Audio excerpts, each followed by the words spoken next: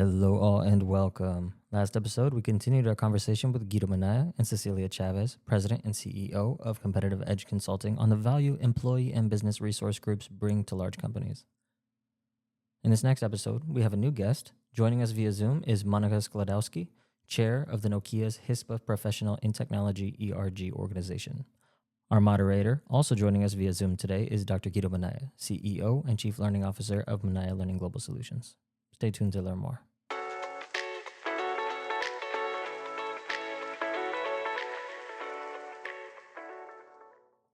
Hello, Dr. Minaya. Welcome back to the show. Like I mentioned, we have a new guest today, Monica Sklodowski. Welcome, Monica. As a brief intro for Monica, Monica Sklodowski has been a member of and a leader of an employee resource group for 25 years. Initially, Monica was with Lucent Technologies and participated in HISPA, their Hispanic Association Resource Group. Monica moved to Lucent Alcatel and then to Nokia through the various mergers and acquisitions. Monica continued to lead HISPA throughout the transitions. Now, besides being the chair, Monica is presently a senior project manager at Nokia. Nokia has close to 87,000 employees globally and operates in over 130 countries. 7,000 employees are based in the US. Approximately 17% of the US employees at Nokia are Hispanic. Wow, that is quite a background in participating and leading in ERG in a global company. I'm excited to hear more from both of you. Dr. Minaya, I will turn it over to you. Great. Thank you, Dario. Hello, Monica. It is so great to have Hello. you on as our guest today to discuss your insights leading an ERG at a global company. And Monica, we also have a common background. As part of one of Lucent Technologies spinouts, I was with the Avaya team, and you stayed with Lucent back in the early 2000s. And I'm glad to hear that you continued with the ERG organization HISPA throughout your career, working with some of our dear mutual friends over at Sarate and Frank Gomez, among others. So welcome, Monica. Well, thank you, Guido and Dario, for the invitation to speak about my involvement with the Hispanic organization, which is known as um, the Hispanic Professionals in Technology at Nokia. I do remember meeting you through Hobart Sarate at a conference, but I have to admit, I can't quite remember which one. Not sure if it was at the United States Hispanic Chamber of Commerce conference, but it was a real great pleasure to meet you there and then continue our friendship throughout. Fantastic. To give our listeners a little bit of a background, could you share a little bit about yourself and your involvement with HISPA? How did you get involved? Certainly. So I have to admit, I have been with the company through all those changes, AT&T, Lucent, Alcatel, Lucent, and now Nokia, over 34 years. I have seen some good times and some very challenging times. So over the span of that time, I had various roles in testing groups. I jumped to leading projects of software deliveries and then decided to move into project management.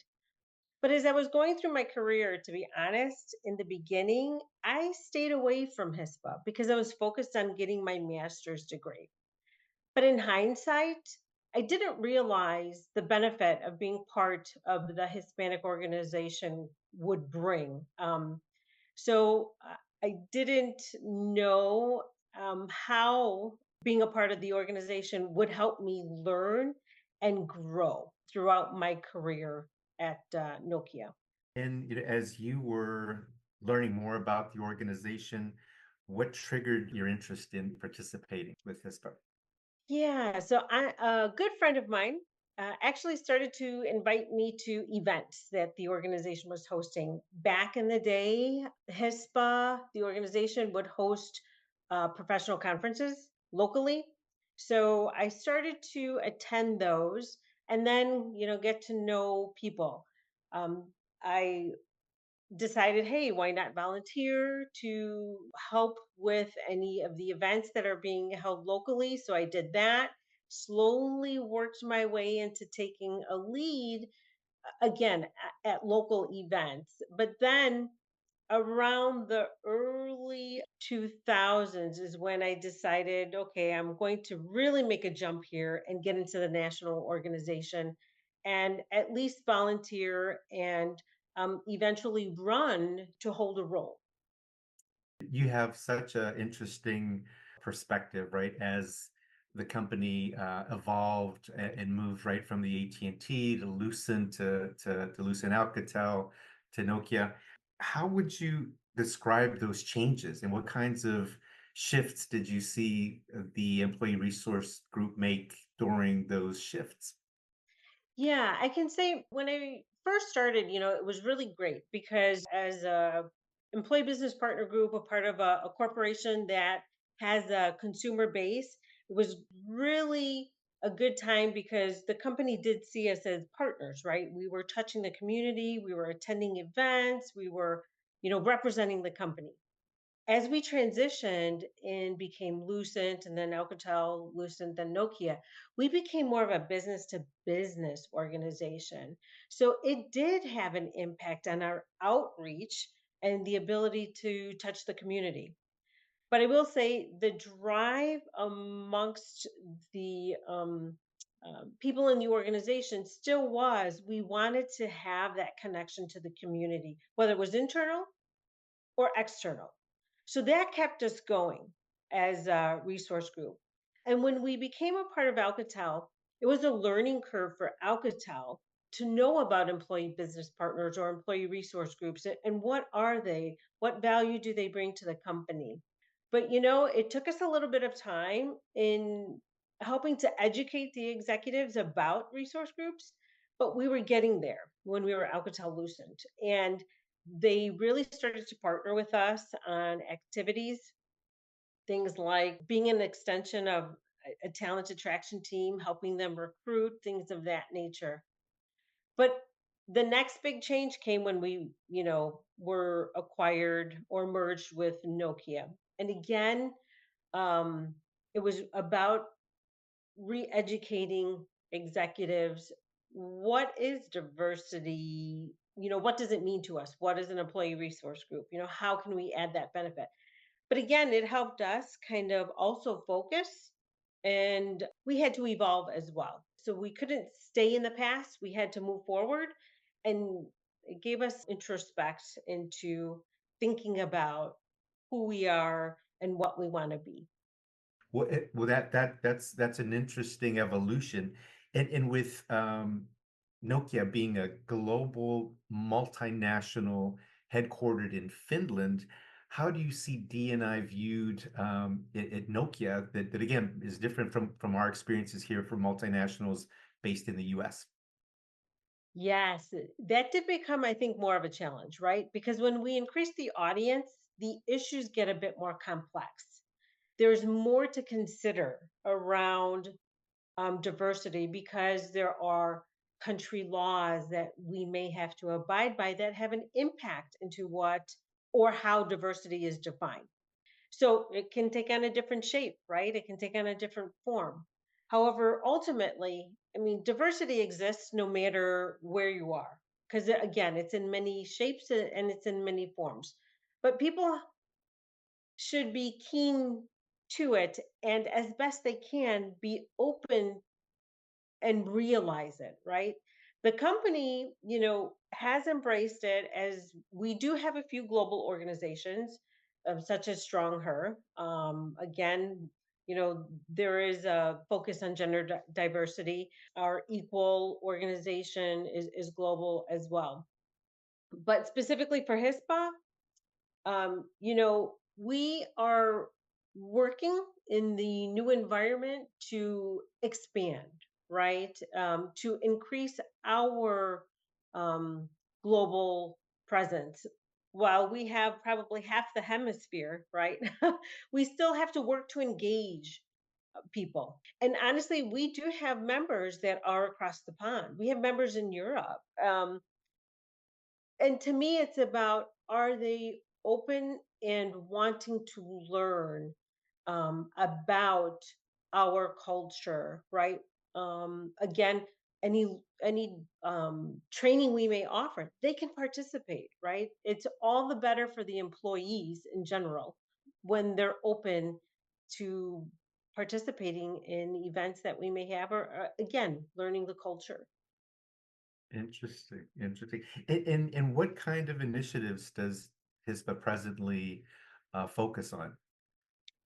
So we are primarily focused in four areas. So we're focused on our college outreach. We are again partnering with talent attraction to just ensure that we have a diverse pool of candidates when it comes time to hire summer interns or co-ops or even fresh out of college. And I have to say, we have been working with them to at least increase hires as well. It's a little challenging at times because ultimately it's the line manager that makes the decision. But again, making sure that there is a diverse pool of candidates to choose from. We're focused on community, as I mentioned, internally and externally. Internally by providing various topics for knowledge transfer or training, and then in the community, participating in events or hosting events, things like Feed My Starving Children, right? Again, helping to support the community in that way. For culture, it is really, again, sharing our culture, especially during Hispanic Heritage Month, which is coming up shortly. So we're in the midst of planning that and challenging the team to think outside of just the US. We have a whole South America, we have Central America. Let's start to really highlight and share the various cultures throughout South America and Central America. And then last, supplier diversity. We partner with our supplier diversity team really to help bring in the diverse pool of suppliers that are out there. The more we contribute to smaller businesses, the more it uplifts our communities, right? So I think it's important to partner with the supplier diversity team by attending business matchmaking sessions. We can be that link to the community, bringing in the small businesses and the Latino hopeful to be a supplier in the future for Nokia. Fantastic. All very needed within our community. And as you said, supplier diversity is such an important way to build out the supplier pool and also strengthen the economic base of other sectors within our community. And when you think about your Nokia leadership team in terms of from a business perspective, what comments have you heard in terms of the value that they see that your ERG or other ERGs bring to the table? You've mentioned a few, but what's the perspective from senior leadership, would you say now? I think it's becoming more evident. We have heard our leader talk about diversity. It is a message that he does share with the company, that it is important that we do embrace the diverse cultures that we have throughout. Um, we just hired a new leader focused on diversity, equity, and inclusion, and I believe we will see more changes or differences come. She's an external hire that came from a company that was very focused on DE&I, so I think she's going to bring some of her learnings to our company and help us grow in that area. Fantastic, fantastic. When you think of new initiatives for the future, what would you like HISPA to accomplish over the next few years? Honestly, I really want to see us grow. I feel like we've had to go back to the beginning where we really need to work on outreach within the company to expand the organization, to make it more vibrant, to bring new ideas, fresh ideas, but continue to partner in the talent attraction, right? When there comes a time and we need to hire, we hope lots more people because of new technology or things of that nature, we want to be able to be ready and contribute to hiring of new fresh blood. Like I said, I'm 34 years in the company. We're going to need that younger crowd to help us, and then continue really to focus on supplier diversity because it is important in the US especially, right? Our customers um, want to know about what we're doing with supplier diversity as it reflects how we are doing business in our US area. Surely, surely. Your lens of being a leader, a chair of the organization over the years, and how you've personally adapted, let alone how the organization has adapted. For a new ERG leader, what guidance would you have that's helped you sort of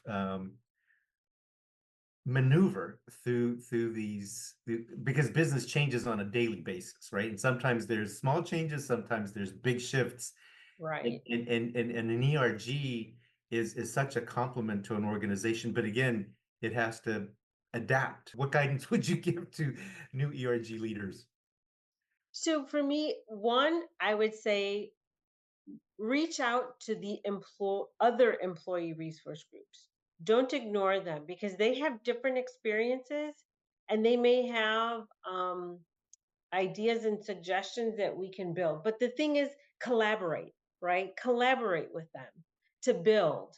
I think it's also important to tap on, if you're able to, prior leadership of that organization, if they're still around. Work through your network. If you have any good mentors that you can tap on to ask and get thoughts and suggestions to help you and guide you. It helps you build your network, that's for sure, right? Because networking is key in doing this. But take a deep breath, take it step by step. Don't try to conquer the world, and take the little wins and build upon those to keep that momentum going. Oh, that's very great advice from someone that's been in the trenches and watched an organization change and shift and still serving, an important sector of your employee base. Well, thank you so much, Monica. Is there anything else you'd like to add as we close? No, again, use these organizations to help yourself build skills. I mean, there are things you will learn that you may not get to do in your day-to-day job. You know, public speaking. Many of us don't do public speaking in our day-to-day jobs. So it's a valuable skill, and build on those competences. Fantastic. Well, thank you so much, Monica, for your time and guidance, experience, and insights. I'm sure our listeners will greatly enjoy what you shared, and I look forward to continuing our friendship and seeing what other changes are ahead of you and Nokia. Yes, thank you. And I feel honored. And I hope I gave you and others insight into our Hispanic organization and how it works. Absolutely. Thank you so much, Monica. Thank Dario, I'll you. turn it back over to you. Thank you, Guido and Monica. Monica, I am sure our listeners will appreciate your deep experience leading in ERG. I look forward to our next episode where we will delve deeper into this topic. Until next time.